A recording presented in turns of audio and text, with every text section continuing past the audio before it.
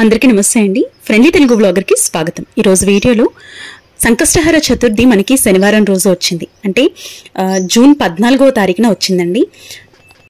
మనకి కాలం కలిసి రానప్పుడు ఏ పని చేపట్టినా అందులో ఆటంకాలు ఎదురవుతున్నప్పుడు, డబ్బు సమస్యలు, అప్పుల సమస్యలు, అనారోగ్య సమస్యలు, కుటుంబం ఆర్థికంగా బాలేదు అన్నప్పుడు సంకష్టహర చతుర్థి వ్రతాన్ని ఆచరిస్తూ ఉంటాం.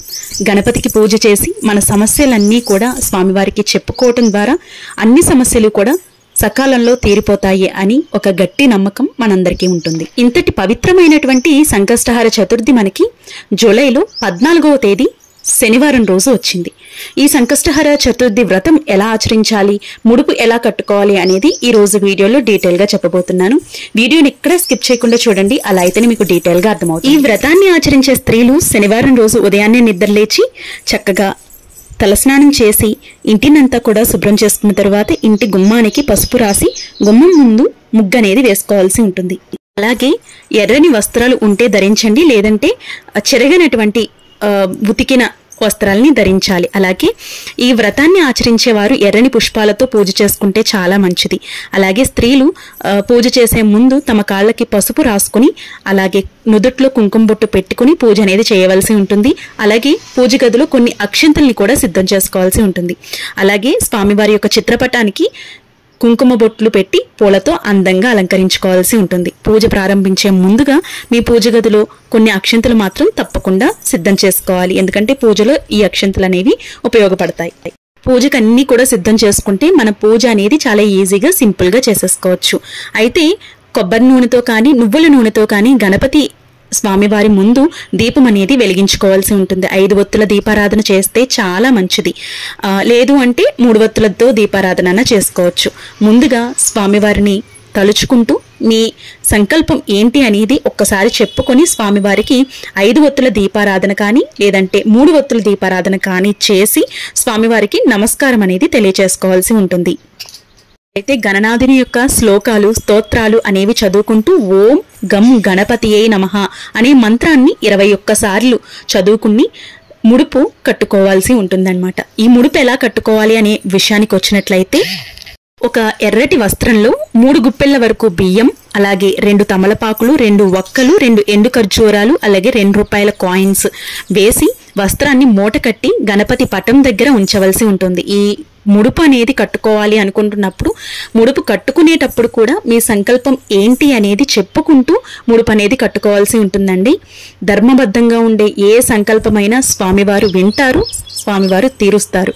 ఈ మూటని ముడుపుగా భావించి ఆ ముడుపుకి కూడా స్వామివారి ముందు పెట్టి పూజ అనేది చేసి ముడుపుకి కూడా నమస్కారం తెలియచేసుకుని గణేష స్తోత్రాలు చదువుకోవాల్సి ఉంటుంది. ఈ స్తోత్రాలు ఏమీ రావు అనుకుంటే ఓం గం గణపతియే నమః అనే మంత్రాన్ని చదువుకుంటూ ఈ ముడుపుని కట్టుకుని పూజలో పెట్టుకుని స్వామివారికి పూజ అనేది చేయవలసి ఉంటుంది. అలాగే నైవేద్యంగా పూర్ణ ఫలం కొబ్బరికాయను నైవేద్యంగా నివేదించవచ్చు, లేదు అంటే తీపి పదార్థాన్ని నైవేద్యంగా నివేదించవచ్చు. ఈ విధంగా పూజలో ఈ ముడుపు పెట్టుకుంటాం కదండి. ఈ పూజ గదిలో ఉన్నటువంటి అక్షింతలతో ఈ ముడుపుకి పూజ అనేది చేయవలసి ఉంటుంది. స్వామివారికి ఈ రోజు ప్రత్యేకంగా గరికను పెట్టి పూజ అనేది చేసుకుంటే చాలా మంచిది. కొంచెం గరికైనా పెట్టి స్వామివారికి పూజ అనేది చేసుకుంటే మంచిదండి. వ్రతాన్ని మనం సాయంత్రం వేళలో చేయవలసి ఉంటుంది. చంద్రోదయ వేళ సమయంలో పూజ అనేది చేసుకోవాల్సి ఉంటుంది. అలాగే చంద్రుణ్ణి చూసిన తరువాత ఉపవాస దీక్ష అనేది ముగించుకోవాల్సి ఉంటుంది. చాలా మంది ఉదయం నుండి సాయంత్రం వరకు ఉపవాసం ఉండి పూజ చేసే వాళ్ళు ఉంటారు. ఆరోగ్య రీత్యా చూసుకోవాలి. మీరు ఆరోగ్యం బాగుందనుకుంటే ఉపవాసం అనేది ఉండొచ్చు, లేదు అంటే సాయం పూట ఉపవాసం ఉండి సాయంత్రం ఉపవాస దీక్షని ముగించవలసి ఉంటుంది. ఇలా పాలు కానీ పళ్ళు కానీ అల్పాహారం కానీ తీసుకోవాల్సి ఉంటుంది. ఉపవాసం ఉండలేము అనుకున్న వారు మామూలుగానే తింటూ అంటే అల్పాహారం నాన్ వెజ్ కాకుండా అల్పాహారం తీసుకుంటూ పూజ అనేది చేసుకోవచ్చు. అయితే ముడుపులో ఉన్నటువంటి బియ్యంతో మర్నాడు ఈ ముడుపుని తీసి పొంగలి చేసి గణపతికి నివేదిస్తూ ఉంటారండి. కొంతమంది సంకల్పం పూర్తయిన తరువాత ఆ ముడుపుని తీసుకుంటా ఉంటారనమాట. ఇలా కూడా మీరు చేసుకోవచ్చు. ఆ బియ్యం ఏం చేస్తారక్క అని అడుగుతారు కదండి. కాబట్టి ప్రసాదంగా చేసుకుని ఆ మూటలో ఉన్నటువంటి బియ్యాన్ని ప్రసాదంగా తీసుకొని తినవలసి ఉంటుందన్నమాట. ఎక్కువ రోజులు బియ్యం ఉండవు కాబట్టి ప్రసాదంగా చేసుకుని ఇంటిల్లిపాది కూడా తిని మీ చుట్టుపక్కల ఉన్న వాళ్ళకి కూడా పంచిపెట్టవచ్చు. అయితే మూటలో ఉన్నటువంటి తమలపాకులు, వక్కలు, ఖర్జూరాలు కూడా ప్రసాదంగా తీసుకుంటే మంచిది. 2 రూపాయల కాయిన్ తీసి మీ పర్సులో కానీ లేదంటే బీరువాలో కానీ పెట్టుకుంటే చాలా మంచిదన్నమాట.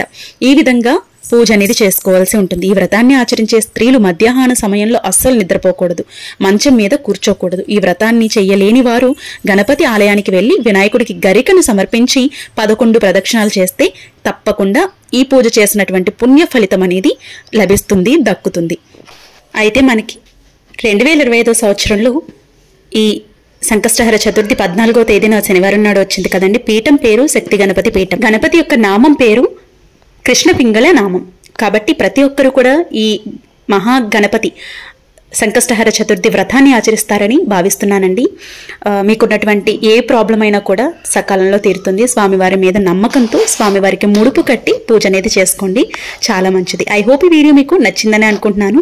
నచ్చినట్లయితే లైక్ చేయండి, మీ ఫ్రెండ్స్ అండ్ ఫ్యామిలీ మెంబర్స్కి తప్పకుండా షేర్ చేయండి. అలాగే మా ఛానల్ని సబ్స్క్రైబ్ చేసుకోండి. మీకు ఏమైనా డౌట్స్ ఉన్నాయి అనుకుంటే కమెంట్ సెక్షన్లో అడగండి, తప్పకుండా మీకు రిప్లై అనేది ఇవ్వడం జరుగుతుంది. రేపటి ఒక మంచి వీడియోతో మళ్ళీ మీ ముందుకు వస్తాను. అప్పటి వరకు నమస్తే. Thank you for watching. గణపతియే నమః.